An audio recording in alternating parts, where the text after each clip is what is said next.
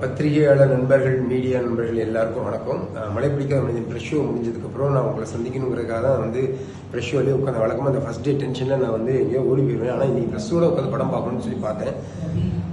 இந்த படம் வந்து இந்த ஹீரோ யாரு, இவன் எங்கேருந்து வந்திருக்கான், இவன் ரவுடியா, அடியாளா, இவன் டாக்டரா அப்படின்ற கேள்விகளை வச்சுதான் இந்த கதையை நான் பண்ணியிருந்தேன்.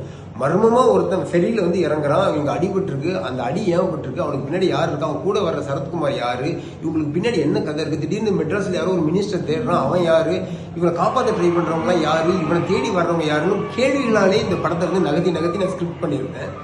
ஆனால் இப்போ வந்து படம் பார்க்கும்போது எனக்கே ஷாக் ஆயிடுச்சு. ஃப்ரண்ட்ல ஒரு 1 மினிட்டுக்கு வந்து ஒரு ஃபுட்டேஜ் இருக்கு.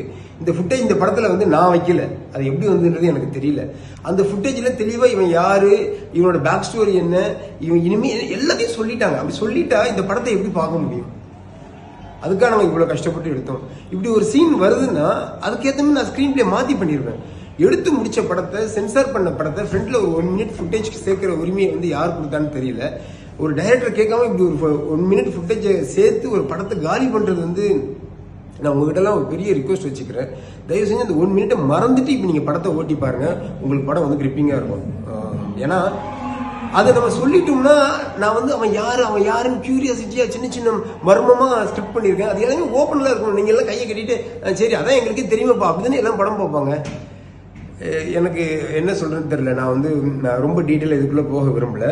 தயவு செஞ்சு உங்க எல்லாருக்கும் ஒரு ரிக்வஸ்ட், விமர்சனமோ இல்லை வாட் எவர் இந்த படத்தை பற்றி ஒப்பீனியனுக்கு நீ வர்றதுக்கு முன்னாடி ஃப்ரண்ட்ல இருந்த அந்த 1 மினிட் ஃபுட்டேஜை தயவு செஞ்சு மறந்துடுங்க. அது வந்து நான் ஆட் பண்ணதில்லை, எனக்கும் அதுக்கும் சம்மந்தம் இல்லை.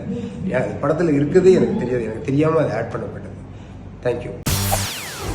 செய்திகளை உடனுக்குடன் தெரிந்து கொள்ள உடனே சப்ஸ்கிரைப் பண்ணுங்க.